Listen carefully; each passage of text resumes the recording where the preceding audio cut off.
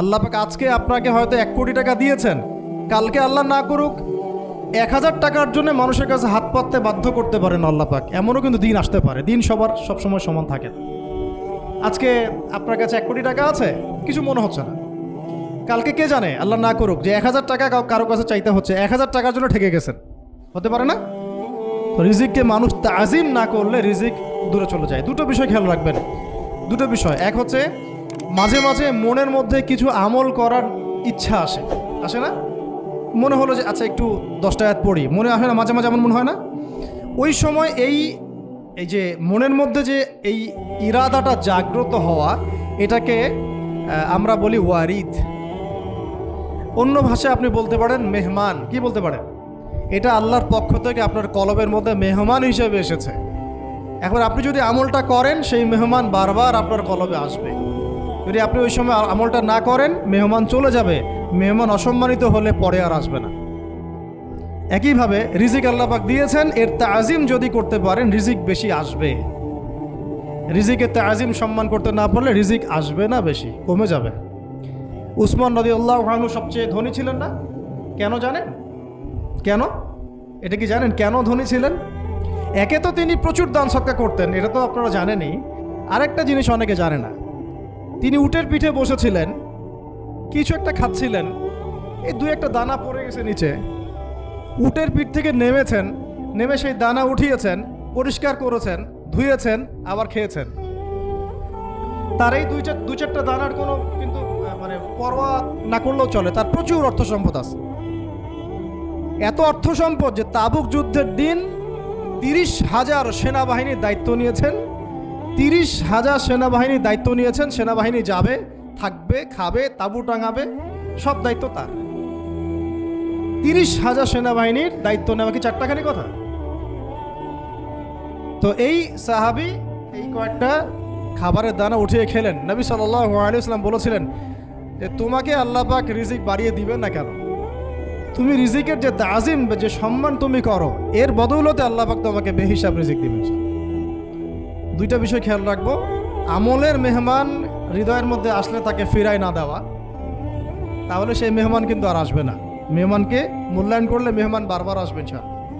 আর রিজিকের তাজিম না করলে রিজিক কিন্তু আপনার ঘরে বেশি বেশি আসবে না। এমনি তো হারামের যুগ, এমনি সুদের যুগ, এমনি ঘুষের যুগ।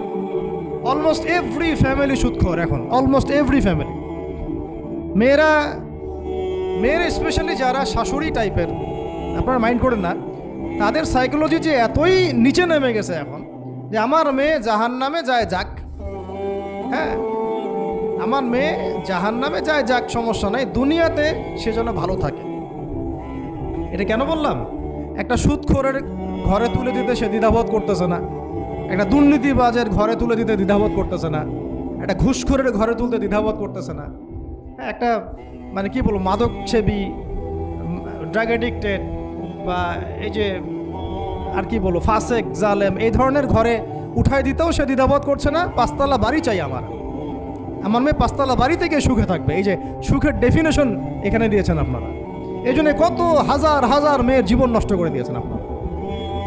আমার কথা মাইন্ড করে না, হাজার হাজার মেয়ের জীবন মায়েরা নষ্ট করে দিয়েছে, শুধুমাত্র মেয়েদের দুনিয়াবি সুখ এর সংজ্ঞাটা বুঝতে ভুল করার কারণে।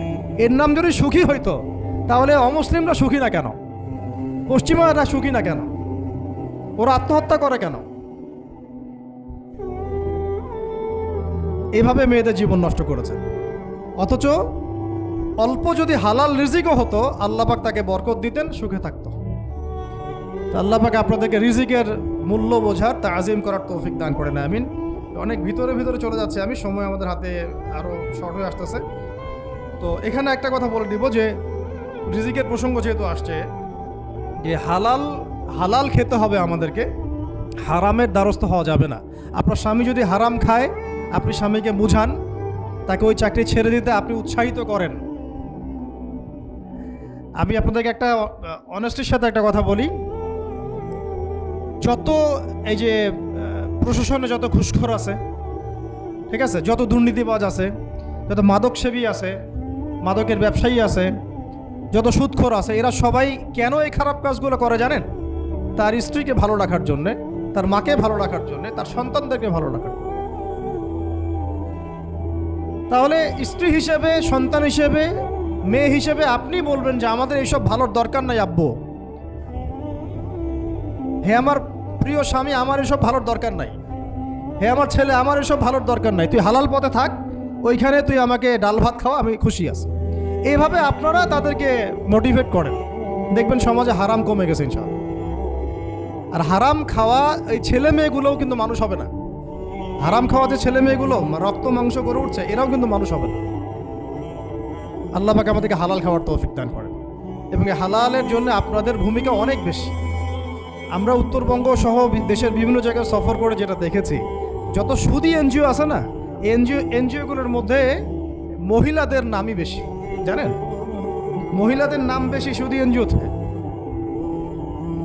তো এই দাওয়াতগুলো আমরা মা বোনদেরকে দিতে চাই যে কোন অবস্থাতে যেন হারাম রিজিকের দিকে আপনারা না ধাবিত হন, এবং রিজিকে তাজিম করেন, পরিবারের মধ্যে হৃদ্যতা ভালোবাসা বজায় রাখেন, একে অপরকে বিশ্বাস, সম্মান এবং শ্রদ্ধা করেন। ইনশাআল্লাহ তাআলা আপনাদের পরিবারও সুখী হবে, রিজিকও সুন্দর হবে এবং রিজিকে বরকত হবে ইনশাআল্লাহ।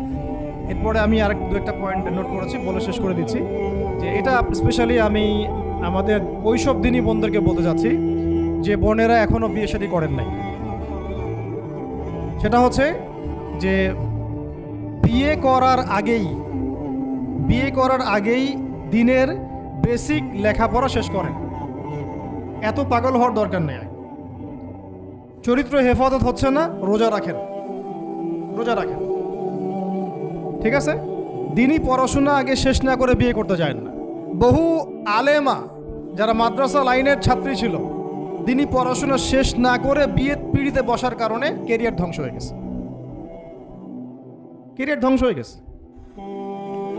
বিয়ে পরে করেন, আগে পড়াশোনাটা, তুলনামূলক পড়াশোনাটাকে শেষ করে নেন। তুলনামূলক পড়াশোনা শেষ করতে 18 থেকে 20 বছর বেশি লাগে না। যদি আপনি শুরু থেকে শুরু করেন, একদম 18 থেকে 20 বছর হতে হতে আপনার পড়াশোনা মোটামুটি শেষ হয়ে যাবে। আর যে সাবজেক্টগুলো বললাম আমি, ওইগুলোই বেসিক পড়াশোনা। এখন এটা হয়তো সবার ভাগ্যে নসিব নাও হতে পারে, সেক্ষেত্রে বিকল্প অপশন আমরা যাব, কিন্তু আগে মূলনীতি হচ্ছে একটা লেভেল পর্যন্ত পড়াশোনা করার পরেই বিয়ে করেন। কারণ বিয়ের পরে আপনার যত রেসপন্সিবিলিটি আসবে, এটা তখন পড়াশোনা মেনটেন করা এতটাও সহজ না, প্রায় অসম্ভবের পর্যায়ে পড়ে যায়। আর দু একটা বাচ্চা কাচ্চা হয়ে গেলে তো তখন আর কোনো কথাই নাই। তাহলে আপনারা কি আমাদেরকে আয়েশা রাদিয়াল্লাহু আনহার মতো একটা প্রজন্ম দিতে পারবেন না? যদি এটা আপনাদের উদ্দেশ্য হয়, সেক্ষেত্রে কি পড়াশোনা শুরু থেকে করা উচিত না? এখন এই সুযোগটা আমাদের সব বন্ধুদের সামনে হয়তো থাকে না, এই জন্য আমরা বললাম যে বিকল্প অপশনগুলোতে আপনারা দিন শেখার চেষ্টা করেন। আর এরপরে যখন বিয়ে করবেন, পড়াশোনা মোটামুটি শেষ হয়েছে, বিয়ে করবেন, এখন 18-20 বছর বয়স হয়ে গেছে, এখন আল্লাহর ওয়াস্তে দুনিয়াবি বিষয়কে সর্বোচ্চ অগ্রাধিকার দিয়েন না। আজীবন পস্তাবেন, এবং একবার পস্তানো শুরু করলেই পস্তানো আজীবনও শেষ হবে। তখন মেইল করে, মেসেজ করে লাভ হবে না, কারণ আপনি বিয়ের আগে দিনকে প্রাধান্য দেন নাই, বরং দুনিয়াকে প্রাধান্য দিয়েছেন। আপনি বিয়ের আগে দিনকে প্রাধান্য দেন নাই, বরং দুনিয়াকে প্রাধান্য দিয়েছেন। যখন আপনি সবসময় পরকালকে, আল্লাহকে, তার রাসূলকে প্রাধান্য দিবেন, দিনকে প্রাধান্য দিবেন, দুনিয়া আল্লাহই গুছিয়ে দিবেন। আর যখন আপনি দুনিয়াকে সর্বোচ্চ অগ্রাধিকার দিবেন, দিন আপনার কাছ থেকে দূরে সরে যাবে। দিনের একটা গায়রত আছে, একটা ব্যক্তিত্ব, দিনের একটা স্বতন্ত্র গায়রত আছে, সে সবার কাছে ধরা দেয় না। যে তাকে মূল্যায়ন করে তার কাছেই দিন আসে, যে তাকে মূল্যায়ন করে না তার কাছে দিন আসে না। দিনদার ছেলেকে প্রাধান্য না দিয়ে বিয়ে করতে যায় না, জীবনটা ধ্বংস হয়ে যায়। হ্যাঁ, আমি বলছি না দিনদার ছেলে মাদ্রাসাতেই থাকে, না, ইঞ্জিনিয়ার লাইনেও থাকতে পারে, ডক্টরও হতে পারে, ইঞ্জিনিয়ারও হতে পারে, কিন্তু এটা বাহ্যিকভাবে এটাকে জাস্টিফাই করাটাও ডিফিকাল্ট। কিছু ক্রাইটেরিয়া দেখে আপনি একটু আন্দাজ করতে পারেন, পুরোপুরি হয়তো কখনোই বুঝতে পারবেন না। সেটা হচ্ছে দিনের প্রতি তার ফিকির কেমন, দিন নিয়ে তার কাজ কেমন, তার লাইফস্টাইল কেমন, তার পরিবার কেমন, কোন পরিবেশে সে বড় হয়ে উঠেছে, তার একাডেমিক্যাল সার্টিফিকেট কেমন, তারপরে তার দাওয়াতের মেহনতে অ্যাক্টিভিটিস আছে কিনা, বা ব্যবসা হালাল কিনা, বা চাকরির হালাল কিনা, নামাজ ঠিক আছে কিনা, তার মধ্যে সুন্নাহ আছে কিনা, এইগুলো কিছু বাহ্যিক সাইন যেগুলো দেখে আমরা একটা আইডিয়া নিতে পারি। তারপরে বলবো যে এখানে 100% আপনি এনশিওর হতে পারবেন না। ওইটা আল্লাহ পাকের হাতে। ওইটাও যদি এনশিওর করতে চান তাহলে কি করতে হবে? তাহলে নিজেকে দিনদার হতে হবে। আমি নিজে যদি ভালো দিনদার হই তাহলে ইনশাআল্লাহ আল্লাহ পাক আমাকে দিনদার স্ত্রী দিবেন। নিজে দিনদার না, তাহলে কি রেডিমেড দিনদার ছেলে আসবে? কখনই আসবে না। দোয়া করতে হবে, রব্বানা হাব লানা মিন আজওয়াজিনা ওয়া যুররিয়াতিনা কুররাতা আ'য়ুন ওয়াজআলনা লিল মুত্তাকিনা ইমামা। দোয়া করতে হবে যে রব্বি হাবলি মিনাস সালিহিন, রব্বি হাবলি মিন লাদুনকা যুররিয়াতান তাইয়্যিবা ইন্নাকা সামিউদ দুআ।